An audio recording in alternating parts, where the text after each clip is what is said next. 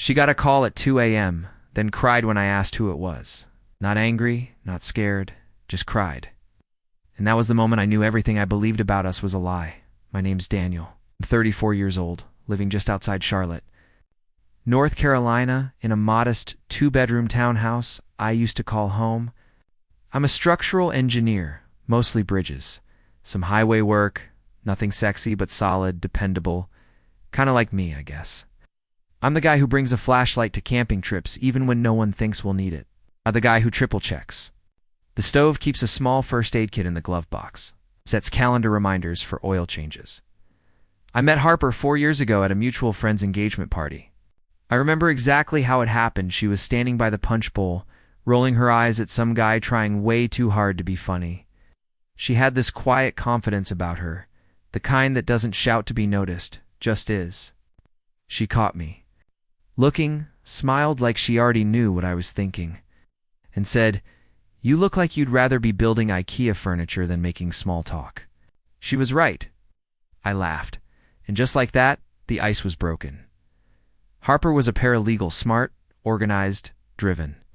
The kind of woman who always had a color-coded planner and could find a typo in a legal document in under 10 seconds. Also had this softer side. She made her own candles, listened to true crime podcasts while painting her nails, and had this weird obsession with old black and white movies. We balanced each other. Where I was routine, she was rhythm. With structure, she was color. We dated for a little over a year before she moved in. Things just flowed. We had rituals. Sunday mornings were for pancakes and the New York Times crossword. Friday nights were for takeout and bad horror movies. We had a Spotify playlist called Our Kitchen Songs, cheesy 90s hits, slow, indie stuff, and that one Bruno Mars song we always skipped but never removed. She loved my dog, Murphy Ann, old golden retriever with a limp and a bark louder than necessary. Harper wasn't a dog person before me, but Murphy melted her fast. She started talking to him like he was a roommate. Sometimes I'd catch her singing to him when she thought I wasn't home. We built a life. A quiet, sweet, grown-up life. I thought we were solid. I guess that's the most dangerous feeling in the world, is thinking you're safe. The cracks started small, like hairline fractures in concrete. Her phone, once always on the coffee table, started living in her pocket. She began working late more often, said she had new cases, new partners to help out. At first, I believed her. I mean, why wouldn't I? She had never given me a reason not to trust her. But the distance crept in, subtle, like a draft under a closed door. We used to eat dinner together every night. Suddenly, she was eating at the office, or not hungry, or already ate. She started locking the bathroom door when she showered. That one hit me harder than it should have. Not because I ever wanted to barge in, but because, why now? Our conversations thinned. Where once we laughed about everything grocery store mishaps, neighbor drama. Her boss's weird cologne. Now we mostly talked logistics, bills, groceries, who's walking Murphy, and then the night of the call. It was 2:14 a.m., a Thursday. I remember because I had an early site visit the next day. Her phone buzzed on the nightstand. It was usually on silent, but that night it wasn't. I glanced at it out of habit. I saw the name, Travis. I don't know why, but the emoji. Little briefcase rubbed me raw. Harper picked it up quick, slid out of bed without a word, and walked into the bathroom. Door locked. Again, she stayed in there for 15 minutes. I didn't move. Just lay there, heart pacing like it was racing something I couldn't see. When she came back, I asked calmly, genuinely, "Hey, who was that?" She didn't lie. She didn't get defensive. She just sat on the edge of the bed and cried. Not loud sobs. Just quiet, shaking shoulders and a face turned away like she was ashamed to let me see her break. And that hurt more than any truth she could have spoken. Because crying doesn't come when you're falsely accused. Crying comes when you're caught. She didn't explain the crying. Didn't offer answers. Didn't even say Travis was just a friend or that it was about work. She just said she was tired and went back to sleep like I hadn't just watched the world tilt on its axis. I didn't sleep. The next morning, I tried to act normal. Made coffee, walked Murphy, went to work. But everything felt heavier, like my body was in it. But my mind was floating just above. It's watching it all like a movie I didn't want to see. I kept thinking about the name, Travis, the briefcase emoji, the 2 a.m. call, the tears. I told myself it could have been anything. Maybe a client had a legal emergency. Maybe her boss was sick and someone had to cover. I wanted so badly to believe the simplest explanation, because the alternative meant everything. I thought I knew about Harper, about us, was wrong, but then the patterns started multiplying. She used to leave her phone on the kitchen counter when she showered. Now it went everywhere with her. Bathroom, bedroom, even on Murphy walks. She started wearing makeup to the office again, even on casual Fridays. New clothes, a new perfume too. It was subtle. Vanilla with something sharper underneath. She claimed it was a sample from a client. I started paying attention, really paying attention. She had a new group chat that made her laugh at dinner. But when I leaned over once to see a meme, she tilted the phone away so quickly she spilled. "Why? No, it's just boring legal stuff," she said, wiping at the table. "Legal stuff makes you laugh?" I asked. She blinked, then smiled. "You know what I mean?" I didn't. She used to hum when she cooked. This low, absent-minded little melody that meant she was at ease. That stopped. She started playing music instead, louder, like it was supposed to drown something out in her body language. God, it was all wrong. She'd flinch when I touched her shoulder, scoot away from me on the couch. She hadn't merely kissed me in over a month, so I started checking things, not like a psycho. Not at first, just noticing. The iCloud login was suddenly invalid on our shared tablet. Her laptop had a new login screen. Our calendar, once synced with mine, went mysteriously blank. One night I asked, "Do you still feel happy with me?" She didn't answer, just stared at her plate and said, "Can we not do this right now? I'm exhausted." And that's when the gaslighting started. Whenever I brought up her distance, she'd turn it back on me. "Why are you acting so paranoid? You're always in your head lately. Don't you trust me?" She made me feel crazy for noticing what was right in front of me. But the body doesn't lie. Neither do shadows. One evening I saw her typing on her phone while standing near the kitchen window. I walked up behind her just as she hit send. She jumped. "What are you doing?" I asked casually, just checking in with my mom. "Oh yeah. Tell her I said hi." She nodded, a little too quickly. Later that night, when she was asleep, I checked the contact. Mom had no previous messages, nothing but that one text she'd just sent heading to bed now. "Wish I could hear your voice." That's when the room started spinning. I looked through her recent calls, something I'd never done before. Travis. Late nights. Lunchtime. Mid-mornings. On her sick days. I scrolled her photos. Most were normal, our dog. Food, sunset shots. But then I saw one in her hidden album. It was a selfie of her in the bathroom, mirror at work. Lingerie. A caption. "Can't stop thinking about Saturday." And it wasn't for me. I sat there on the edge of the bed, phone still in my hands shaking. My stomach turned over like I'd been punched from the inside. It wasn't just suspicion anymore. It was proof. The woman I thought I knew, the one who danced barefoot in our kitchen, who cried during Pixar movies, who called my dog our son, was sending photos like that to someone else too. Travis. She didn't love me anymore. Maybe she never had. I didn't confront her that night. I don't know why. Maybe I wanted to pretend it wasn't real for just one more day. Maybe I wanted to wake up and hope she'd choose me without knowing she had to. But I knew the truth now. Truth has a way of staining everything, even the silence. The next morning, she kissed me on the cheek like she always used to, told me she had a meeting downtown, wore a blazer I hadn't seen before, smelled like that new perfume again. Then she left, and I stood there, still in my pajamas. Watching the front door close like it was the end of a movie, I spent the next few hours planning not revenge, not destruction, just clarity. I needed her to see what she'd broken. I needed her to face the wreckage she left behind. I took screenshots, messages, call logs, timestamps, That photo, I printed them. Not angrily, methodically, like I was filing an incident report. Each page labeled sorted, clipped into a folder. Then I drove to her office. I didn't go inside. I'm not a monster. But I waited in the parking lot until I saw her come out. She wasn't alone. It was him. I didn't need an introduction. I knew it was Travis the second I saw them walking side by side, a little too close. Her arm brushed his and she smiled up at him like he hung the damn stars. They didn't see me. I watched them get into his car and drive away. I followed. Not far, just enough to confirm what I already knew. They parked near a quiet brunch spot to neighborhoods over.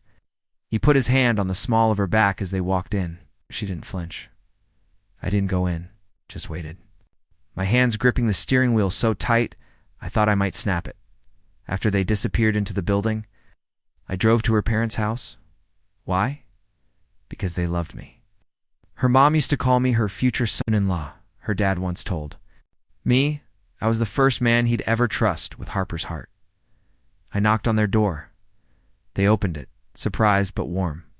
I didn't waste time. I handed them the folder, told them I wasn't trying to shame their daughter. I just wanted them to know why they wouldn't see me around anymore, her mom cried. Away with the folder like it weighed 50 pounds. Then I went home. I packed her things. Every drawer, every shelf, folded neatly, respectfully. I didn't break anything. I didn't throw it in trash bags. I just laid it all on the guest bed and put a sticky note on top. Take what's yours. Leave the keys. Then I unplugged the TV. Took down our photos. Removed the Kitchen Songs playlist from my Spotify. I was erasing a ghost. She came. Home late that night, I was sitting on the couch, Murphy at my feet, folder on the coffee table. She walked in, saw everything, the boxes, the silence, the folder. Her face went pale. What is this? I didn't raise my voice, didn't move. Just looked at her and said, you got a call at 2 a.m. and cried. I knew then, this just confirmed it. She opened the folder, flipped through a few pages. Her hands started to shake. She tried to speak, but I held up a hand. I don't need the story. Already lived it. Tears welled up. Of course they did. You didn't mean to get caught, I corrected. She reached for me. I stepped back. You lost the right to touch me the second you let him see more of you than I ever got. And then I gave her the final twist. I pointed to her phone on the counter. Travis knows now. I sent him the same folder. Her face crumpled. I don't know if it was because he'd see her lies, or because her fantasy life, her second world, had just collapsed too. She didn't scream, didn't throw things. She just broke. Right there on our floor, crumbling into pieces I no longer felt responsible for picking up. I walked past her, took Murphy's leash off the hook. Don't be here when I get back, I said, and I left. Took Murphy on the longest walk of our lives. We walked down streets I hadn't seen since the early days of dating, Harper, places we used to go for coffee. With me, it all looked different now. Smaller, quieter, like the volume had been turned down on the whole city by the time I got back. It was close to midnight. The lights were off. Her keys were on the kitchen counter, and the guest room was empty. Just a folded note on the pillow that read, I'm sorry. I really did love you once. I didn't cry. Not then. I was too numb. Too far gone for tears. I just picked up the note, folded it twice, and dropped it in the trash without a word. The next few days were brutal. Every room in the house felt haunted, not in a supernatural way, just echoes her laugh in the kitchen, her footsteps upstairs. The clink of her wine glass on the counter while she watched true crime shows on mute because she liked the captions better. I deleted her number, blocked her on everything. I scrubbed the apartment clean, not just literally, but emotionally. Took down every photo, got new bedsheets, donated the throw pillows she picked out. Even replaced the damn toaster she insisted on getting because it was retro and cute. I took a week off work, told them I had food poisoning. The truth felt too complicated. And besides, how do you tell your boss you need sick leave because your heart fell out of your chest at 2:14 a.m.? I started therapy. I didn't expect to. I've never been that guy. But after staring at a blank wall for 4 hours, straight on a Tuesday afternoon, I realized I either needed help or a bottle, maybe both. My therapist, Kara, was sharp. She didn't coddle me. First session, she asked, "Did you lose her, or did you lose the idea of her?" I didn't know how to answer that, still don't. Harper texted me once, about a month after she moved out. Said she wanted to talk. Just coffee. No pressure. I left it on read. She tried again a few days later, this time a voicemail. Her voice sounded small, said she missed me, said she didn't know who she was when she did what she did, that she thought about me every time she saw Murphy on. Her Instagram feed, yeah, I made an account for him. Murphy deserved fans. She ended it with, "I never meant to break you." And that was the first time I laughed in weeks, because that's what they all say, right? They never mean to. They just do. I didn't respond. But I did find out some things. Turns out Travis wasn't single. He was engaged. Fiancé found out everything. Thanks to my folder, word spread fast in their little law firm. Harper didn't get fired, but she was asked to take a leave of absence. I heard that from a friend of a friend. Her reputation? Shattered. Our mutual friends. Well, most of them chose sides. Some stayed loyal to her. Claimed I was too rigid, too distant, that maybe she just needed more than I could offer. Others reached out to me quietly, said they were sorry, said they never trusted the way she looked at Travis. One guy even told me he caught her texting in the bathroom during a double date months ago. I wish he'd said something then, but poetic justice. That came 2 months later. I was out grocery shopping. Of all things, pushing a cart full of frozen pizzas and laundry detergent. Murphy's treats in the bottom basket. That's when I saw him, Travis, alone, in sweats, hair unwashed, looking like a man who'd aged 10 years in 10 weeks. We locked eyes for a second. He looked down first. Didn't say a word. Didn't need to. Somewhere in that silence, I saw it all: regret, embarrassment, maybe even guilt. I nodded once. Not as forgiveness, just as acknowledgement. "Oh, I see you. I survived you." That's all. He nodded back and walked away. I never saw him again. It's been a little over a year now. The house feels different. It's not just because she's gone, but because I've changed the story it tells. I repainted the living room no more soft gray she picked. It's deep navy now. I moved the bed to the opposite wall. Bought a new coffee maker, even though the old one still worked fine. I just didn't want to start my mornings with something that remembered her. Murphy's still here. He's slower now, but he stays close. I think he understood more than I gave him credit for. Some nights he used to whine and sit by the front door, like he was waiting for her. He stopped doing that after a few months. Sometimes I still hear her name. Friends bring it up. Songs remind me. Once I saw someone in traffic with her exact hair and nearly slammed the brakes. Trauma does that, hides in the corners of ordinary things, but I'm not angry anymore. Not really. Anger was sharp, quick. It gave me something to hold on to when everything else slipped. But it burned out. What's left now is something softer. Not forgiveness, exactly. Distance, understanding. Maybe even gratitude in a twisted way. Because when she broke me, found pieces of myself I'd forgotten were there. I started journaling. Joined a local hiking group. Took Murphy camping for the first time. Started listening to new musics of It Terrible, But It's Mine. I even took a pottery class. I was terrible at it. But the point was showing up. I'm not healed.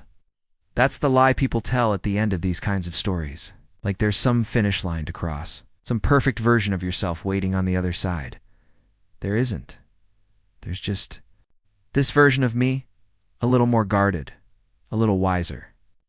Someone who still triple checks the stove and walks his dog every morning. Know what happened to Harper?